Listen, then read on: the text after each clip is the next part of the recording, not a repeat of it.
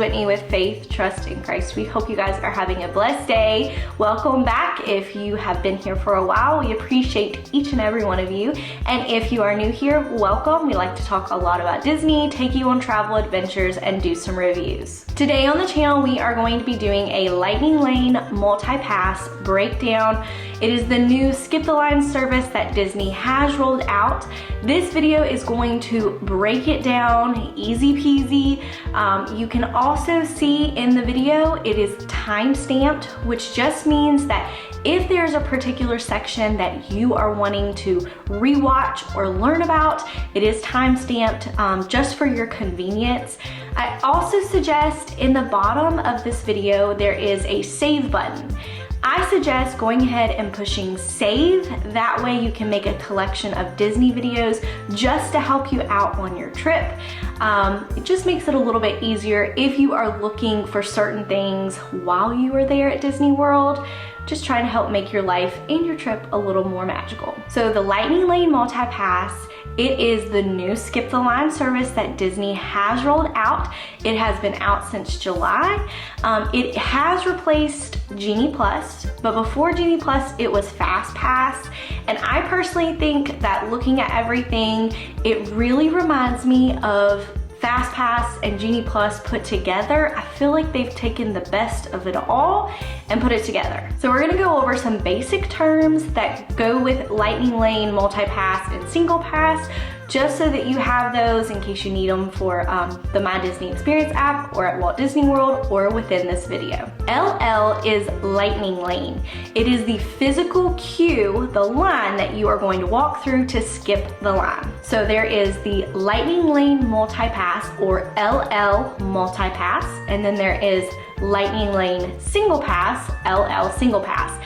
I'm gonna break these two down just so you understand and know what each of those are. So the Lightning Lane Multipass, the LL Multipass, is the main Skip the Line service that you are going to see. It covers the majority of the rides at Walt Disney World. Lightning Lane Singlepass is where you pay to skip one line for one ride, and these rides are the most popular rides within the park. So at Magic Kingdom, you could pay to skip the lines at Seven Dwarfs Mine Train and Tron. So the single pass at Epcot is Cosmic Rewind. At Hollywood Studios, it is Rise of the Resistance, and then at Animal Kingdom, it is Flight of Passage. So for a disclaimer, not all rides are included in the Lightning Lane Multipass and Single Pass.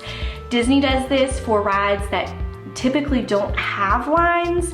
You don't really need the multipass for, so they don't have it for every single ride. But if they have a long line, typically, and they're popular, typically there will be a multipass. So for example, the People Mover, it doesn't typically always have the longest of lines, so there isn't going to be a multipass for People Mover. Also, disclaimer, don't skip People Mover. It is an amazing ride. It's one of my favorite relaxing rides just to tour Tomorrowland. So if you are staying on property, you are going to be able to purchase multi-pass and single pass 7 days before your trip. And you will be able to purchase on the 7 days before every single day that you are visiting Walt Disney World. So 7 days in advance, you can purchase for every single day that you are planning to go to Walt Disney World. But say that there is a day that you do not plan to use multi-pass, you can actually just skip it. So for example, if you are going Monday through Friday to Walt Disney World, and Monday you're going to Magic Kingdom, Tuesday Epcot, Wednesday you're going to Animal Kingdom, and Thursday you're going to Hollywood Studios, and then Friday, Magic Kingdom. Say that you don't want to use multi-pass or purchase it for Wednesday when you go to Animal Kingdom. You can actually just skip the Wednesday and just keep purchasing for multi-pass and single pass.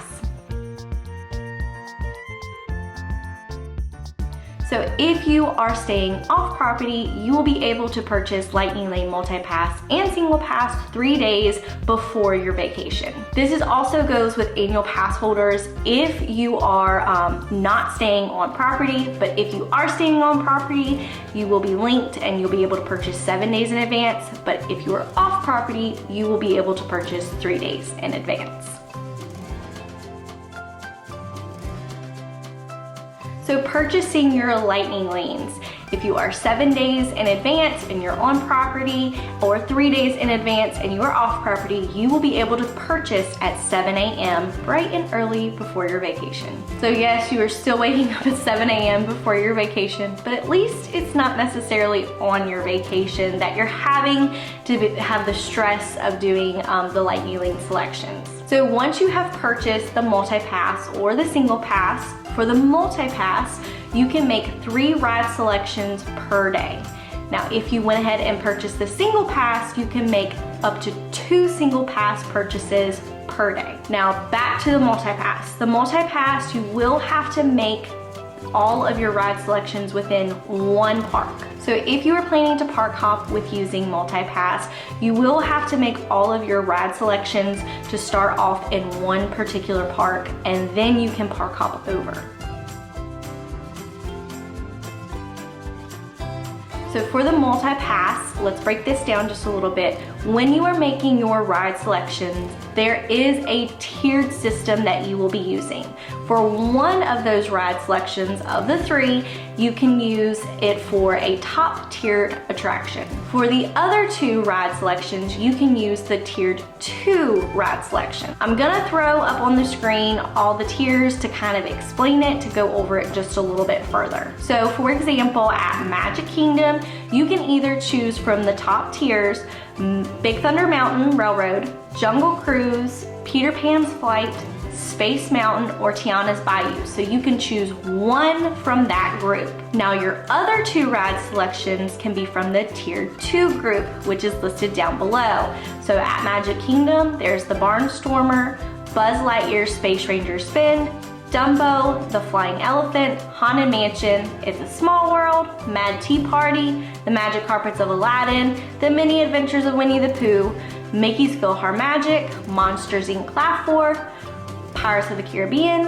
Tomorrowland Speedway, Under the Sea, Journey of the Little Mermaid. Now, if you decide that you don't want to deal with the Tier 1 selection, you just want to get all 3 of your selections from the Tier 2 section, you can make all 3 of your selections within the Tier 2. I do recommend, if you are looking at riding any of the Tier 1 selections, go ahead and make that selection first. That way you know that you have it and you'll be able to ride it on your trip. So now let's go over Epcot's tiers.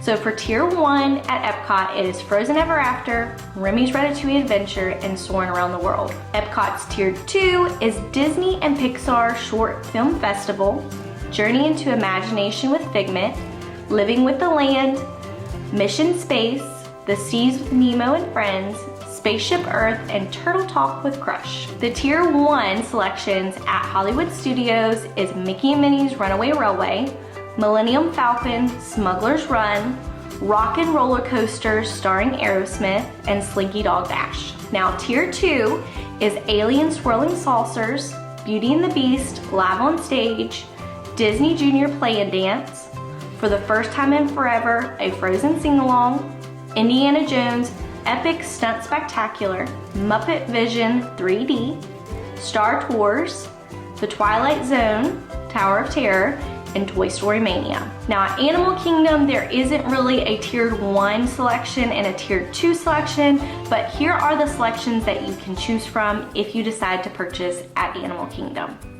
So there's Dinosaur, Expedition Everest, Feathered Friends in Flight, Festival of the Lion King, Finding Nemo, The Big Blue and Beyond, It's Tough to Be a Bug, Kali River Rapids, Kilimanjaro Safaris, and Navi River Journey. So if you have any questions on the tiers for the rides, leave them down below for me. I'd appreciate it, and I'll try to answer it if I haven't answered it already or won't answer it within this video. So purchasing the single pass, there is no tiers. You just choose which single pass and which ride you would like to purchase. Also, if you want to purchase just the multi-pass, you can purchase that. You don't have to purchase multi-pass and single pass, or vice versa. If you'd like to purchase just the single pass for one day and not the multi-pass, you can do that as well. So while you are purchasing your multi-pass and single pass, it is going to be day by day.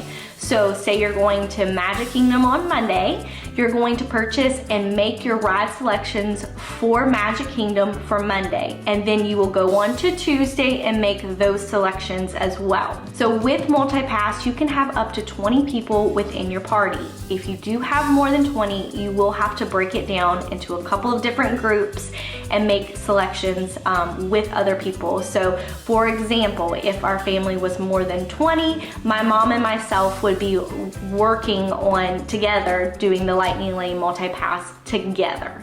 So I'm gonna insert this little clip here and you can get back to your regular scheduled content in just a moment. But as I was driving to go get my little girl from school, I remembered and I needed to tell you guys, if you have a travel agent, your travel agent may or may not be able to help you purchase Multipass and Singlepass. It all depends on your travel agent, the agency that they work for. It just all depends. If you would like a travel agent who does purchase Multipass and you're looking for a great travel agent, just send me a message over on Instagram and I'll be happy to send a couple your way that are amazing travel agents if you do need them. So some things for you to know about the Lightning Lane Multipass and Singlepass. So if you're staying on property, you can purchase up to 7 days in advance. Now, if you are doing a split stay, and split stay just means you are moving to another resort at some point during your trip. So for example, you're staying at the Polynesian the first 3 days of your trip, and the rest of your trip, you're gonna move over to All-Star Movies. So that's just what split stay means. So if you are doing a split stay, you will have to purchase Multipass on the check-in days that you were checking into those resorts. So for example, if you were staying at the Polynesian checking in on a Monday, you can purchase 7 days prior your Multipass and Singlepass. Now, say on Wednesday when you move over to All-Star Movies, you're going to go ahead 7 days in advance of that Wednesday, that check-in day, you're gonna purchase Multipass and Singlepass. So technically, if you're doing it like that, it is 2 days that you will need to wake up at 7 a.m. to purchase Multipass and Singlepass for your trip. Now, if you purchase Multipass or Singlepass, your ride photos will come with it, so that's amazing. Now, Memory Maker does not come with it, so you see cast members in front of the castle, you take your photos. Those photos will not come with the Multipass. That's a whole separate different thing that is called Memory Maker, but they will not come with Multipass. So as you are making your ride selections, and even after, you can modify your rides to best suit your needs and your family. So virtual queues are not within the Multipass and Singlepass. So you cannot make a virtual queued ride selection before your trip. You will have to make it on the day of what park you're going to, you're using a virtual queue for. You will have to make it on that morning at 7 a.m. So when you make your virtual queue ride selection, it's gonna be again at 7 a.m. using your My Disney Experience app. Now the virtual queue, it's still going to be a line. You're waiting virtually for most of the day or until your ride number is called, and make sure you have your notifications on for the My Disney Experience app. They're gonna send you a notification for when it is your time to ride. There will still be a line, but it will not be as long as what it would typically be if it was just like a standard standby line. So as a reminder for the virtual queues, the only virtual queues at Walt Disney World is Tiana's Bayou and Cosmic Rewind. Tron recently got the standby line, so you no longer have to worry about the virtual queue if you are planning to do the standby line for Tron. So using your Multipass and Singlepass at Walt Disney World on your vacation, you're going to use your Magic Band or your My Disney Experience app on your phone. I recommend the Magic Band just because it does make your life a whole lot easier. You're going to scan in at your first ride selection. So say your first ride selection is Tiana's Bayou. Once you have scanned in at that touch point, go ahead and make another ride selection within the My Disney Experience app. Now I will say there are sometimes two touch points, two scans that you will have to do at the rides.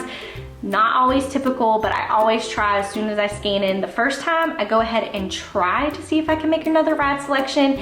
If not, if you can't do it yet, it probably is because there is another scanning point that you will need to scan at. Now, once you have scanned into your first Lightning Lane, the tiered system goes out the window. You no longer have to worry about the tiered system.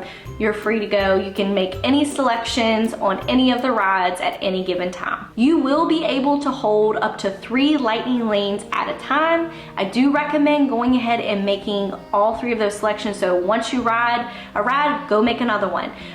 Just because you want to hold 3 at a time so that those Lightning Lanes don't get gone. Also, you can modify still your Lightning Lanes at the park. Even when you are making those ride selections, you can go ahead and modify them to best suit your needs at any time. You can modify the time, you can modify the ride, just to whatever suits your needs. So one of the strategies that I have for multipass that I'd like to share 2 of them with you.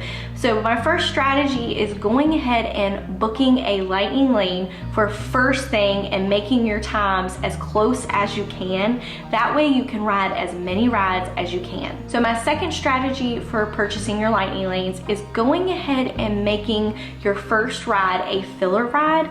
That way, once you have rode it, so say Magic Carpets of Aladdin, you have rode it first thing in the morning, you've scanned in, that tiered system goes out the window and you can choose from any of the rides within the park. We hope this video has been helpful for you and your family on your next Walt Disney World trip using Lightning Lane Multipass and Singlepass.